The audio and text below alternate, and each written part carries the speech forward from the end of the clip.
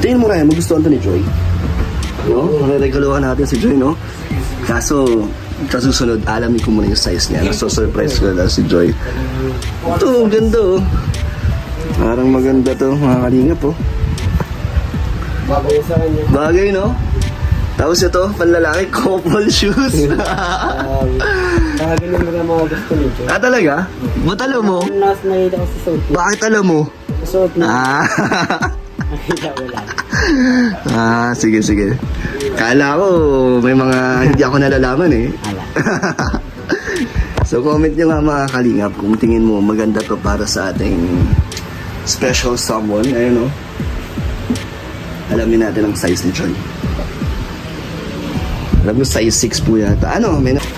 Pero ito talaga rin maganda, no? Magugustuhan nyo to. Comment nyo mga kalingap. Ang may size mo bro, ito. Isa kasi ng lalaki to. Plus na siya. Comment nyo po mga kalingap kung tingin yung pasado to para kay Joy. Size na ito. Regaluhan natin si Ito may Joy. 8 din. Pag meron na po tayo ulit extra. Para surprise natin si Joy. Kasi napakabait kasi ni Joy. Kaya bigyan natin ng gift para ma-relax naman at mapasaya natin siya. Ito naman, regalo natin. Para para kanino?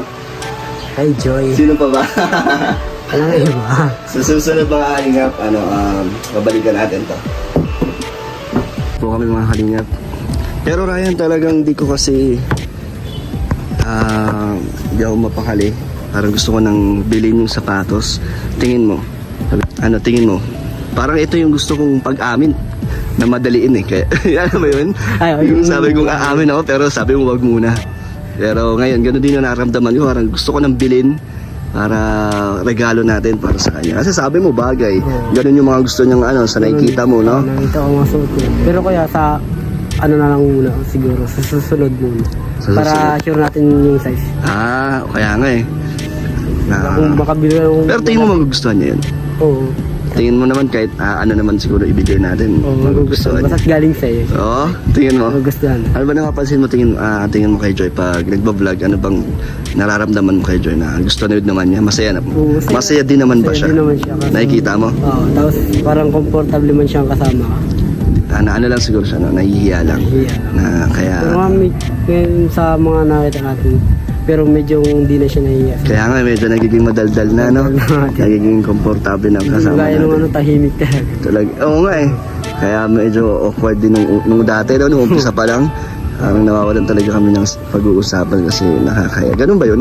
Pag... Kasi siguro sa una, ganun yun. Ano ba yun? Pag gusto mo yung tao, ganun, na kinakabahan ka talaga. Oo, kinakabahan. Ganyan ka rin ba, Ryan? Oo, siya yung dating nagkagusto din ako. Oo? Kinabahan din ako. Sino yan? Secret. So,